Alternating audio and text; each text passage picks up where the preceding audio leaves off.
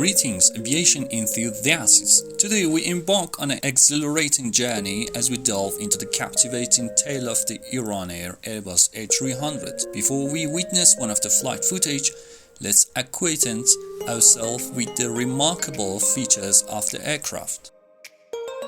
The Airbus A300, a true icon in the world of aviation, boasts a robust design and a legacy that stretches back to the late 1970s. This wide-body, twin-engine jet airliner is renowned for its versatility, accommodating a passenger capacity ranging from 266 to 361 from its maiden flight in the skies. The Airbus 300 has left an indelible mark on the aviation landscape. Now let's fast forward to a pivotal moment in the aircraft history. January 16, 2010.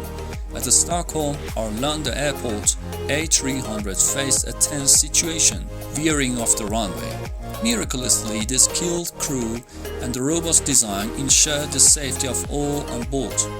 After undergoing necessary inspections and repairs, the aircraft stood standard at Tehran on 2nd of August 2023, ready to soar once again.